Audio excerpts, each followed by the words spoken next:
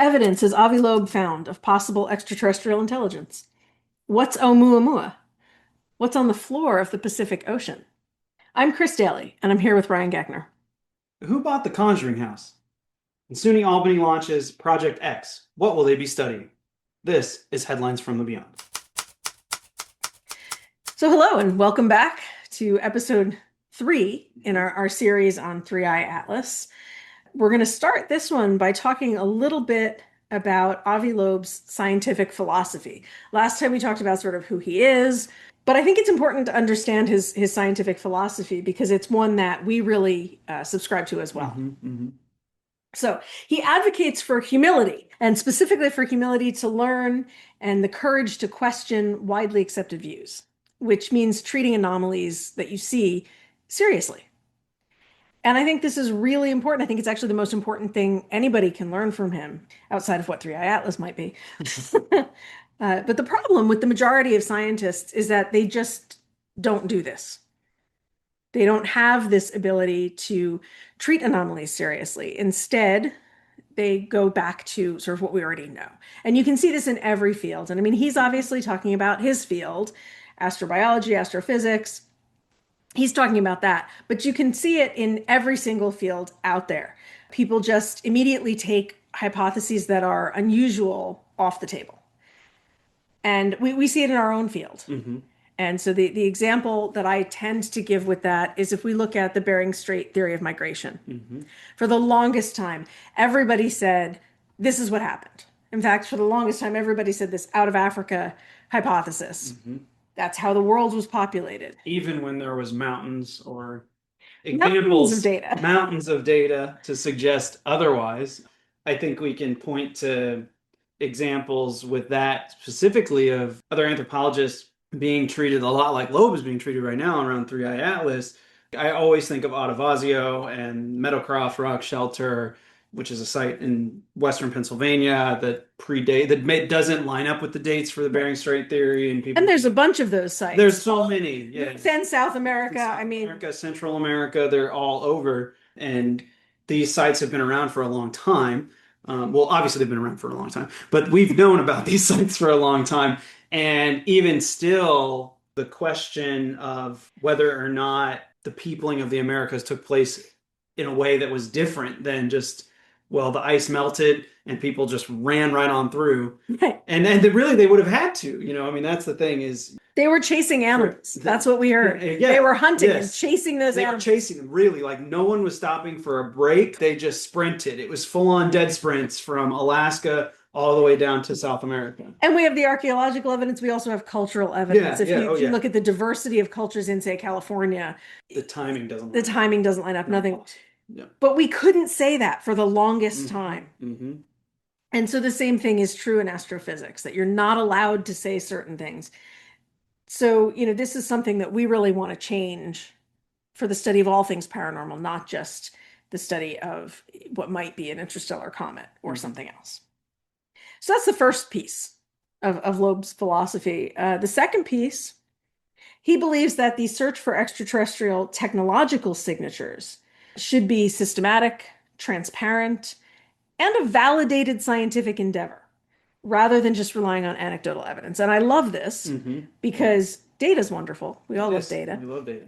And this is about taking something very seriously and looking for technological signatures, not just sound like SETI does, but looking specifically for these technological signatures. And so he talks about beginning with a hypothesis and saying that this could be tech, not it is.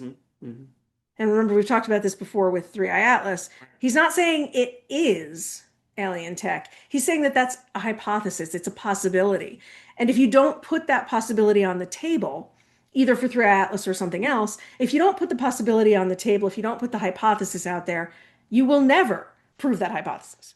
Yeah, that's the thing that gets me about all the conversation around Three Eye Atlas is like, okay, so what if it's not alien tech?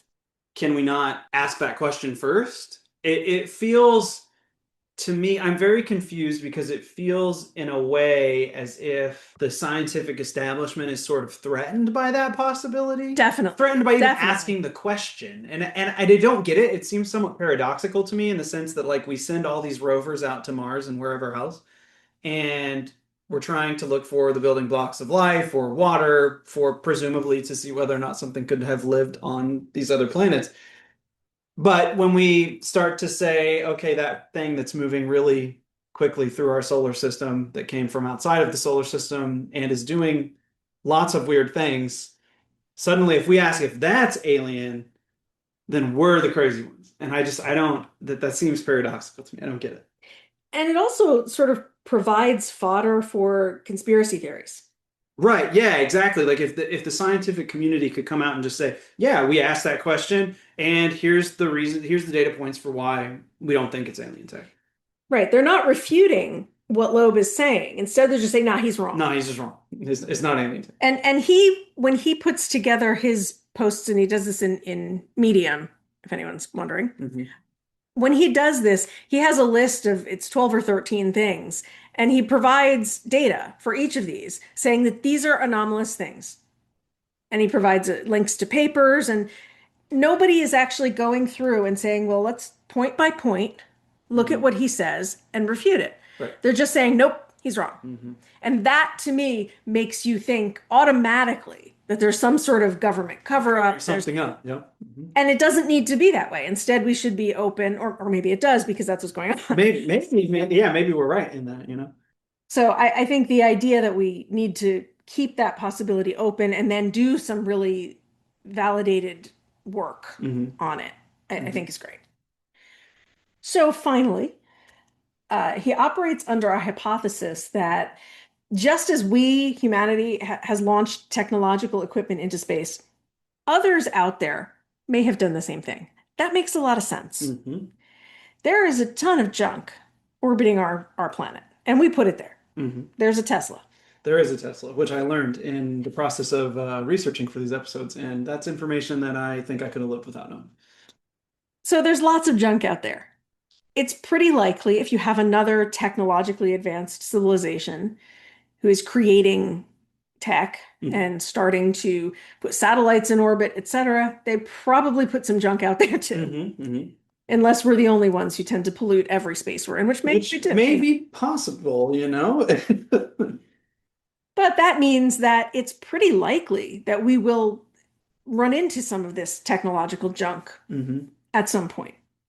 In fact, when he talked about Oumuamua, which we'll get to, this was one of the hypotheses that's out there. Yeah, I think that piece, I have to say, Loeb is awfully anthropological with that that part of his approach. It makes me think about the use of ethnographic analogy in archaeology. This assumption that we can apply, the way that people live in the world today to people in the past, and this is kind of, there's a lot of assumptions baked into that, which there are here with what Loeb is doing too. But that's the best we've got to go on, so why not? And I think that's awfully interesting. Good for you, Avi Loeb, for being a baby anthropologist. Good for you. I'm sure he'd love to be called I'll happily call him a baby anthropologist every. So tied into this idea of the space junk and the tech being out there is the idea that Loeb believes it's more likely that we will encounter something like a probe or an unmanned craft of some kind, maybe controlled by artificial intelligence or whatever, but not controlled by extraterrestrial life. And that makes a lot of sense if you think about the things that we've put out there. We tend to put out a lot of things that don't have humans in them because we can't survive the kinds of journeys that we want these things to take. So his thought is, well, maybe others are doing the same thing. Right. And so again, it's that idea of we're just going to use us to inform what others are doing. There are some flaws to that. I mean, yes, we are anthropologists. We take that approach. There's some bias built into that. But there's a lot of bias built into that. So that's why he needs more anthropologists working with him. He does. So we'll throw that in there. That's right. Yeah. Shameless plug. Absolutely. So that's the philosophy. We also mentioned last time that he leads this thing called the Galileo Project, and that was launched in 2021. So we wanted to talk a little bit about the goals and the focus of the Galileo Project. So the first one, which is the obvious one, is to search for physical objects or potentially active tech equipment near Earth. So these would be, and he uses the term astroarchaeological, and he uses that term a lot in his books. I love it. So astroarchaeological artifacts or remnants of ETCs, extraterrestrial technological civilizations. So that's one thing that they want to do. So this idea of finding these technological objects is complementary to traditional SETI. They search for electromagnetic signals, radio signals. And so SETI's been doing that for quite a while. And right around 2020, there was this idea, hey, maybe we should be looking for some other things too. Or actually, people were probably thinking that for a while. But in 2021, they decided to actually start looking for things. So SETI uses a scale called the Rio scale, which is 0 to 10. It's the likelihood of a signal being produced by an intelligent civilization. And so that is sort of corollary to what Loeb has now created in the Loeb scale. What else does the Galileo Project do? Do you want to jump? So one of the things that's cool about the Galileo project that we like particularly here is that they are very intentional about drawing on expertise from a variety of fields that go beyond just what you would expect out of a project looking for extraterrestrial life or extraterrestrial tech. So we've got things like astronomy and computer science and engineering, but they particularly want to see more of this interdisciplinary science. Do they want to see that or do we want to see that? No, they do Okay. actually Loeb specifically in his books talks a lot about interdisciplinary science, and I love that. He uses astroarchaeology a lot. But there's others too. I love that. I love that. But he does talk more about, bringing in other social sciences, bringing in the humanities. He actually, his undergraduate degree, I believe, is in philosophy. Oh, so he has, that makes so much sense. It does. It makes a lot of sense. Because he was a humanist. Yes, that makes sense. Who then went into physics. So he would like to see more of that interdisciplinary science. And I would love to see that too, not just in the field of looking at UAPs. I would love to see more interdisciplinary science, period. Right. And true interdisciplinary science with people working together, not sort of parallel to each other. Yeah, just working, moving our silos closer together. Right. And we could talk more about that on another episode. Yeah, that's a huge topic. But, a whole nother thing. Yeah. But yeah, so in addition to, wanting to be interdisciplinary, the Galileo project kind of has three separate branches. And so the first of these is the unidentified aerial phenomena or UAP branch. And this one is pretty straightforward. So it's aiming to obtain high resolution images of UAPs. It's utilizing new sensor systems, things like optical and infrared telescopes, and AI deep learning algorithms to filter out known objects and to analyze ambiguous cases. So that's really exciting given all of the things that have come out in the last, say, 5 or 6 years from the federal government about UAPs and the fact that we now call them UAPs, not really UFOs anymore. All of those things, to see an academic group involved in some of that research is very cool. Absolutely. The second branch is one we're all familiar with. They're looking for interstellar objects. And so that's where 3i Atlas comes in. So this is a focus on discovering, but also characterizing these objects that are exhibiting anomalous characteristics. So if you're wondering why Avi Loeb has been doing this, why he's been talking so much about it, because it's his job. It's his job. And I'm thrilled that we have someone doing it. That's someone's job. Yeah. Right. So, if other scientists are saying, well, why is he talking to us about 3i Atlas so much? Why is he saying the opposite of everybody else? Because it's his job to. Mm-hmm. Because the Galileo Project wants to look into these things. Mm-hmm. So they want to focus not only on that, but also looking to design future space missions to intercept these interstellar objects and gather close-up data. Imagine if we had seen 3i Atlas like a year ago. I mean, we'd need better telescopes, whatever. Sure, but imagine we had seen it longer ago and we could have launched something to intercept with it. Maybe not a manned craft, but maybe some kind of probe, whatever. Imagine the data we could have if we were able to do that. And they would like to create things to do that. They also want to develop some software that will better analyze data from some of the big observatories, big telescopes, to help us detect those ISOs more quickly. So that all kind of goes together. but that's great. I mean, the fact that we have someone doing that. And so finally, they have a third branch of their research, and that is the search for non-human artificial satellites. So there might be things orbiting the Earth in the middle of all of our junk. That is already there. That's already there. That Mhm. maybe was not made by humans. So, systematically searching for something like that that's their third sort of research branch. So what have they found so far?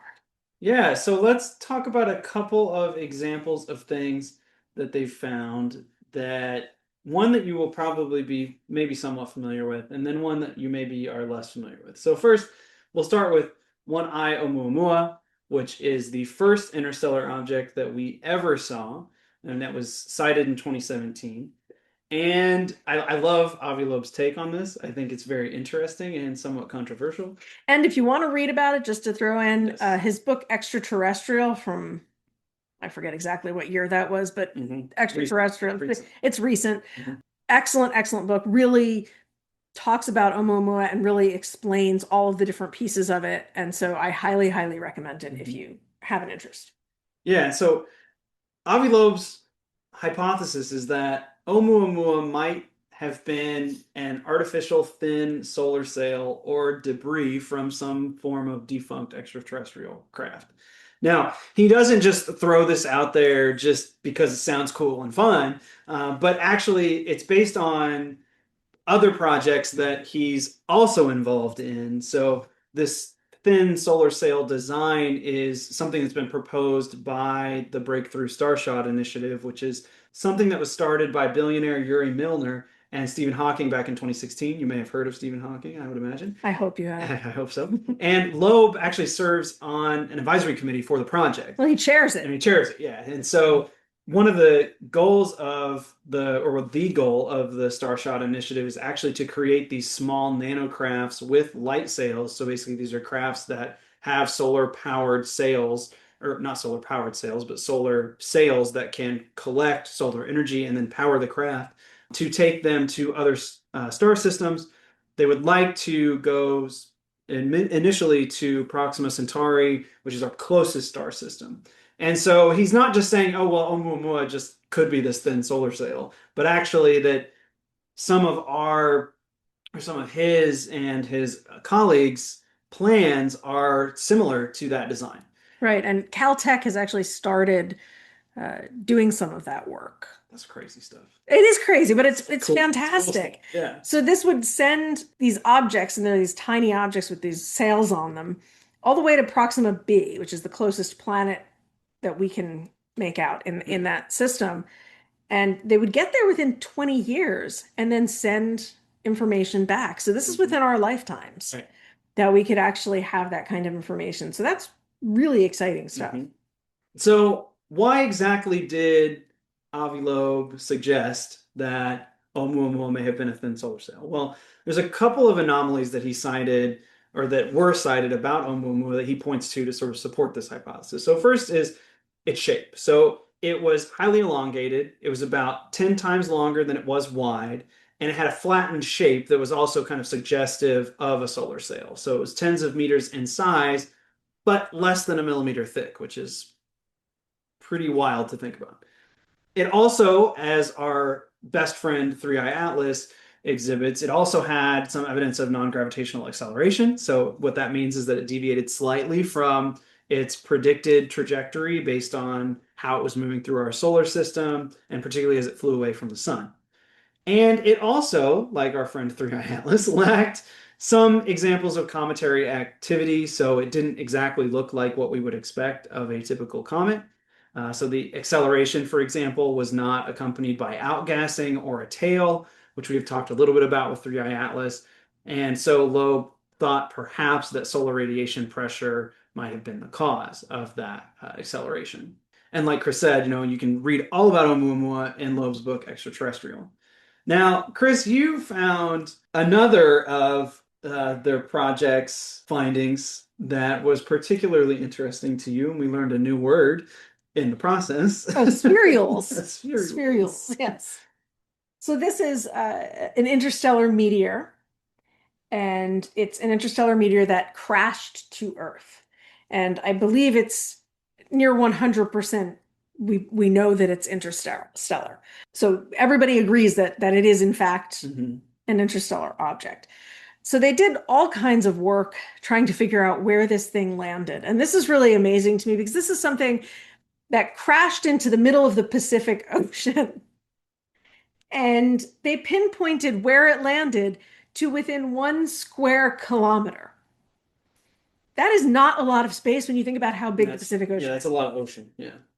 So that's crazy that they were able to do this. And a lot of it was really high level math. That's some great math. And that's really good math. So they found this meteor, and Avi Loeb decided we need to get the pieces of this meteor. Go get me the meteor. Go get the meteor. And he talks about this actually in his next book, Interstellar. So if you're interested. So he decided he's going to go find it. So he led an expedition to the Pacific Ocean. And this is off the coast of New Guinea. So we're talking a pretty deep part. A deeper part. A deeper part. And this was in 2023, June 14th to the 28th. So a short time period that they went out and they wanted to recover fragments. And this is where they say that they recovered spherules, which is a new word. I did not know. So these are fragments from the impact site. And so they went down there and they recovered these things. They're metallic and they have a chemical composition that Loeb argues could, and again, this is a could, this is not does, but could be evidence of an alien starship, the types of metal that are there. So let's talk a little bit about what they found and what it was made of that makes him say, hey, maybe. So they collected over 850 spherules from this crash site over a quarter of a square kilometer. So once they actually narrowed it down even further, over a quarter of a square kilometer. And these are not large objects. These range in size from 0.05 to 1.3 millimeters. So we went searching the ocean floor for some intergalactic sand. So they went in and you know, they sort of grabbed a bunch of the ocean floor up, and then somebody had to sort through all of this, and I was an intern. It was an undergrad intern. So, you know, God bless that intern.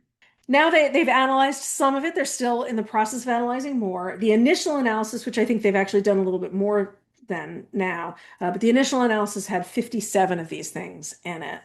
And what they found was there was a high enrichment of 3 different metals. So beryllium, which is an alkaline earth metal, lanthanum, which is a rare earth metal, but the key thing about that, it is soft and it is very reactive. So it's often used as a catalyst. And the final one you probably have heard of, and that is uranium. So obviously uranium is used for nuclear fuel, for things like electricity, weapons, etc. So the interesting piece about finding those 3 metals together is that they're not found in the surrounding areas. They're not found in the surrounding area of the ocean floor. They're not found in the surrounding area of Earth or the moon, whole area, or Mars, or natural meteorites in our own solar system. So that's really different. Could just mean, hey, this is interstellar, different combinations of metals.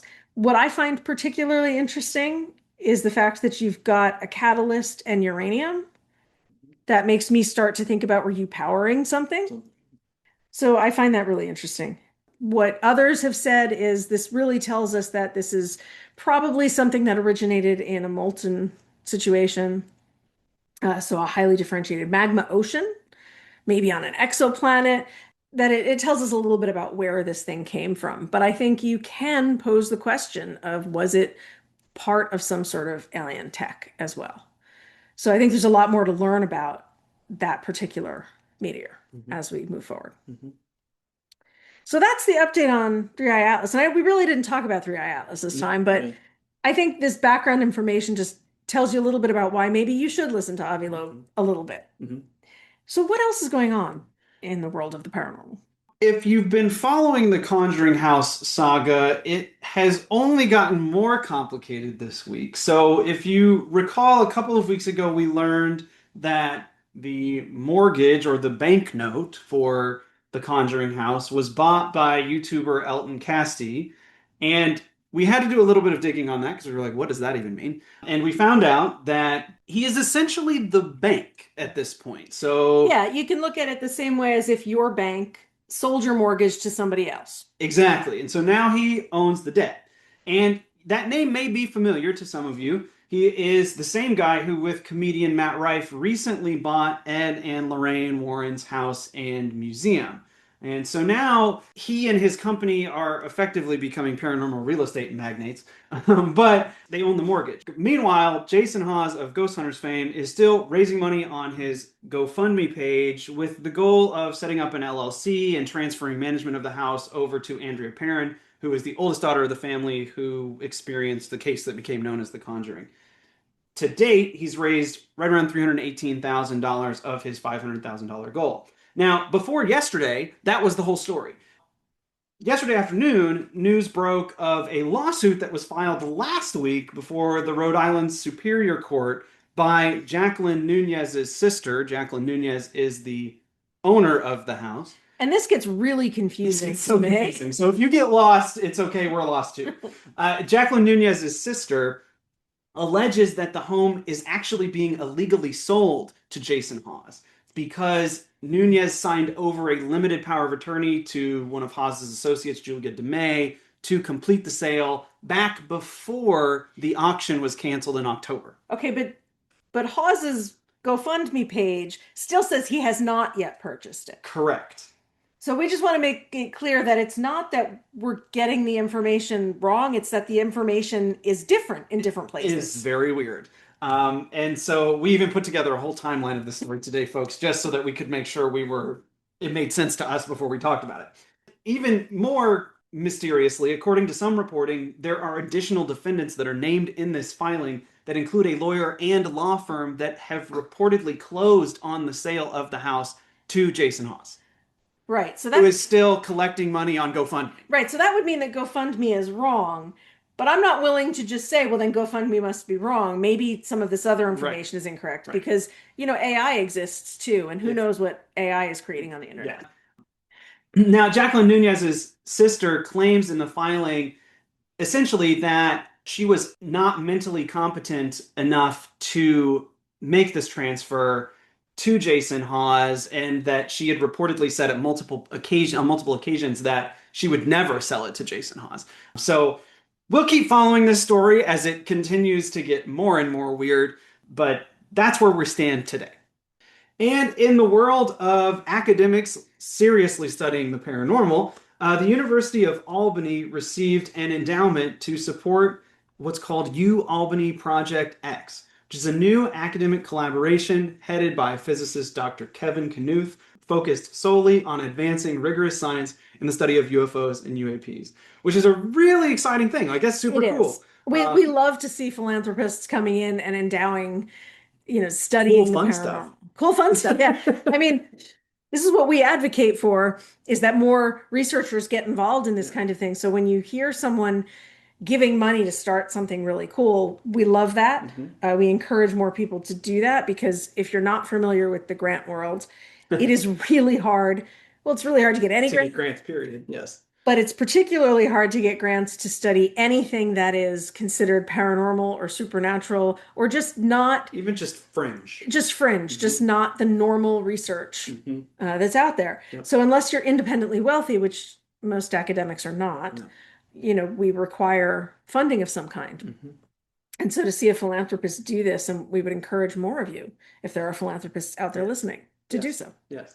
So yeah, you can learn more about ProjectX in the link in the show notes, and we'll be keeping a close eye on what's going on with them as they start doing more public research about UAPs and UFOs. That's what we've got for you today. I want to say thank you for listening, and we hope that you stay with us as we follow all of the ongoing weirdness with 3i Atlas and all of the newest paranormal headlines. This has been Headlines from the Beyond.